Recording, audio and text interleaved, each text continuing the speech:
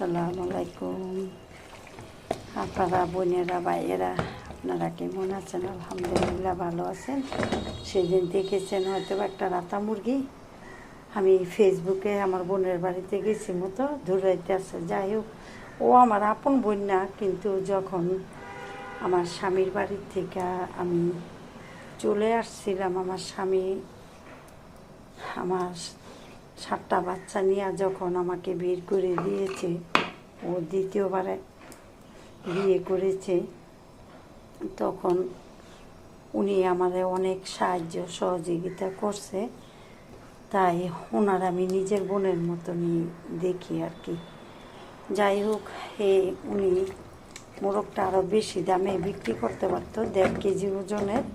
দেখেন কি সুন্দর মাশাআল্লাহ মোরগটা, আপনারাও দেখেছেন ভিডিওতে যে কত সুন্দর লাল টকটকা মোরগটা দৌড়াইতেছে। যাই হোক, আমি ওকে বলেছি যে আপা তুই মোরগটা আমার কাছে বিক্রি করে দে, আমি তাহলে কিছু টাকা দিব না। ও আবার টাকা নিতে চায় না, ওর সামনে কিস্তি, এর জন্য টাকাটা নিছে। যাই হোক, এখন বসে বিসমিল্লাহ বিসমিল্লাহির রহমানির রহিম।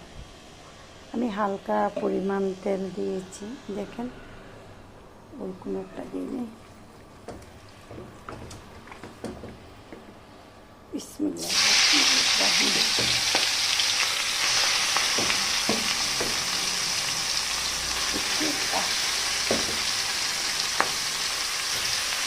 আমার খালাম্মাও জানেন আপনারা যে অসুস্থ ছিল, ওষুধ, তাই উনি বলছে যে সাইডা একটা মোরগ নিয়ে আসে।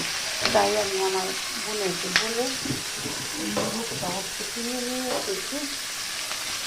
এখন সুন্দর করে রান্না করার জন্য চেষ্টা করব, বাকিটা আল্লাহর ইচ্ছা। আল্লাহ, আমার খালাম্মা এই কেটেছে।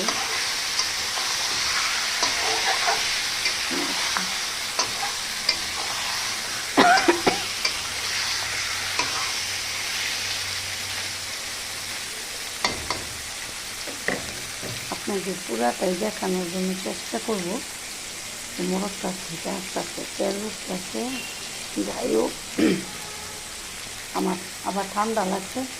আজকে বাসার সব পাপড় টাপড় ধুইতে পরিষ্কার, সামনে যেহেতু কোরবানির গরু কিনা কাটা করব, বাড়িঘরও পরিষ্কার করতে হবে, তাই একটু ঠান্ডা